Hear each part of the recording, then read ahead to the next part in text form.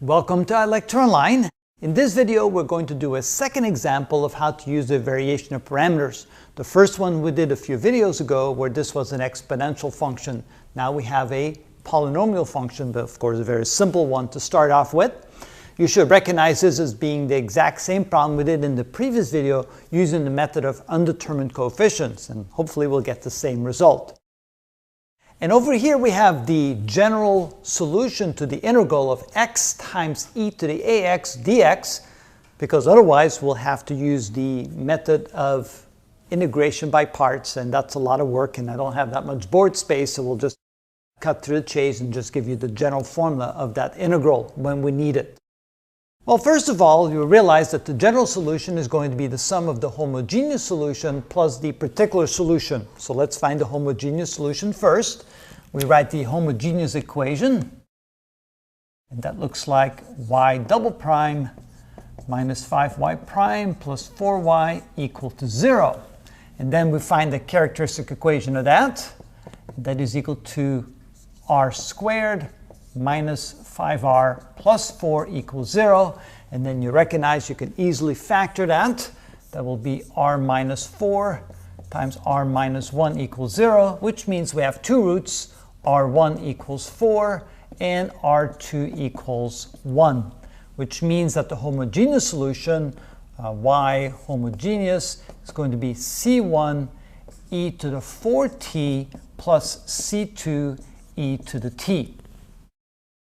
Now, to find the particular solution using the method of variation of parameters, we recognize that y particular is going to be equal to some function u1 times y1, where y1 is right here, e to the 4t, plus some other function u2 multiplied times y2, and that's e to the t right here.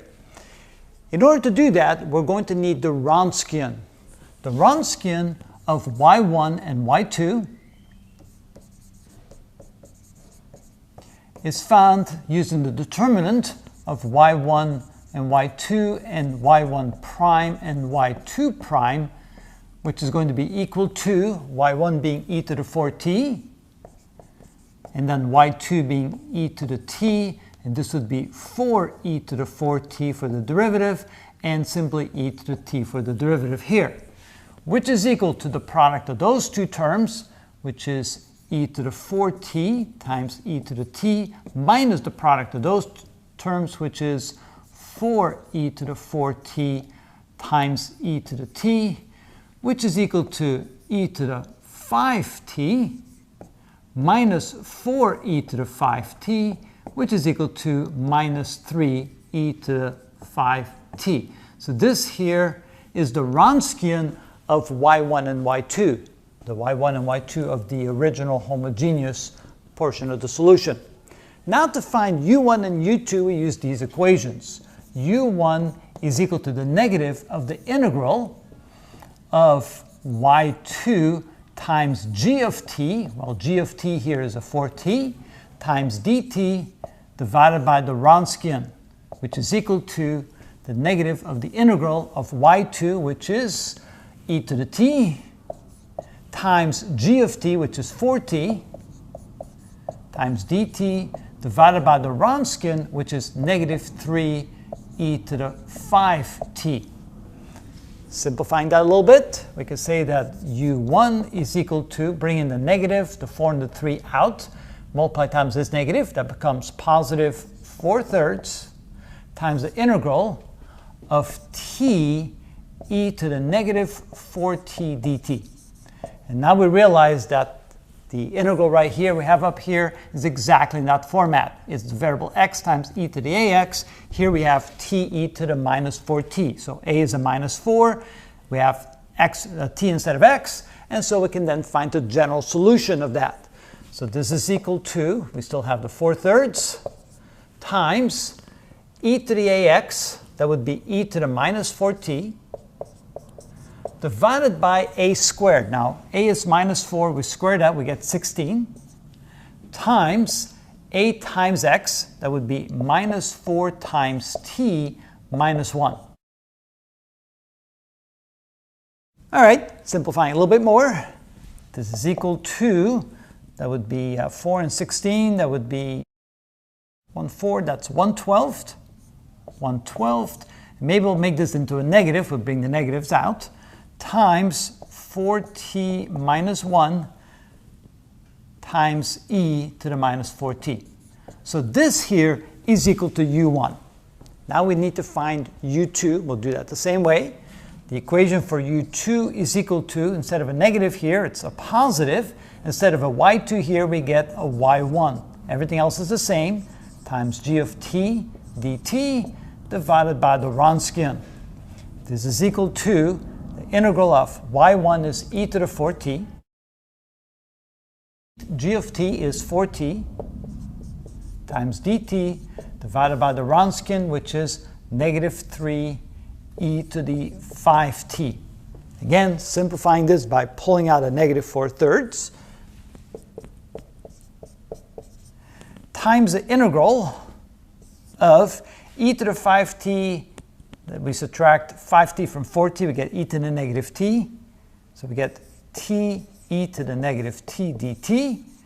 And again, we'll have to employ that general equation, so we don't have to do the integration by parts.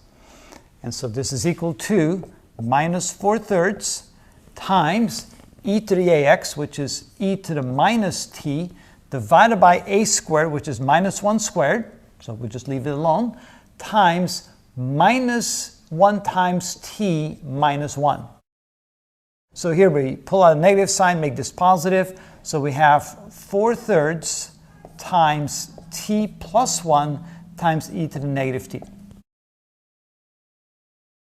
And finally, we're going to multiply u1 and u2 with y1 and y2, which then will make up the particular part of the solution, y particular. So we say that y particular is equal to u1, which is that right there, minus 1/12 times 4t. Shouldn't that be plus 1 because I pulled out a negative sign? Yes, that should be a plus 1 here. Let's make that a plus 1 because I pulled out a negative sign.